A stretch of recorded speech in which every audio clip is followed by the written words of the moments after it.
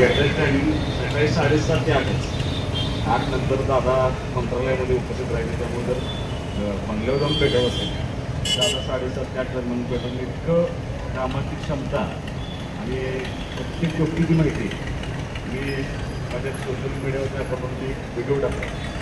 त्यामुळे मी विधानसभेला निवडून आल्यानंतर आम्हाला मुंबईला बोलवलं होतं आणि त्या पक्षाच्या वतीने सत्कार केल्यानंतर पक्षाच्या नेत्यांनी मला असं विचारलं की तू किती मतांनी निवडून आला.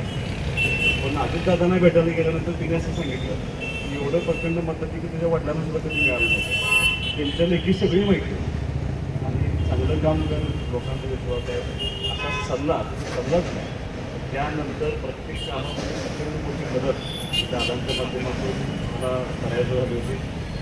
एवढं प्रचंड प्रशासनाची पकड, एवढी महाराष्ट्राच्या प्रत्येक भागाची माहिती असताना आता त्याचा महाराष्ट्रानं कोणी नाही दुर्दैवानं आपण अजितदादांना गमावून बसलो. मी काल तुमच्या अंतिम दिले गेलो. इतक्या तीव्र भावना होत्या लोकांना, फक्त आमदारांच्याच नाही तर त्या बारामतीतल्या लोकांच्या भावना अशी होती की आता आमचं कामच थांबलं. कोणी करायचं आणि कुणी सावरायचं असा प्रश्न त्या ठिकाणी निर्माण झाला होता. माणूस असेच होतं कदाचित आपल्याला किंमत नसते.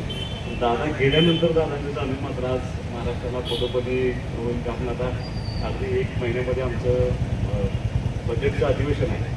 तर त्या अधिवेशनामध्ये दुर्दैवानं बजेट मांडायला अजितदादा नाही. त्याच्यासारखं वाईट त्या महाराष्ट्रामध्ये काही घडणार नाही. मी माझ्या संपूर्ण बाबर कुटुंबाच्या वतीने विजापूर मतदारसंघाच्या वतीने अजितदादांना भावपूर्ण श्रद्धांजली वाटतो की दुःख पचवण्याची शक्ती त्यांच्या कुटुंबाला मिळवून त्याहीपेक्षा त्यांच्या कार्यकर्त्यांनी दुःख पचवण्याची शक्ती मिळवून ही प्रार्थना करतो. आणि माहीत नाही मला पुनर्जन्म असतो पण आहे. अजितदादासारख्या माणसाचा पुनर्जन्म व्हावा ही ईश्वरचंदी मात्र मी निश्चितपणे प्रार्थना करतो.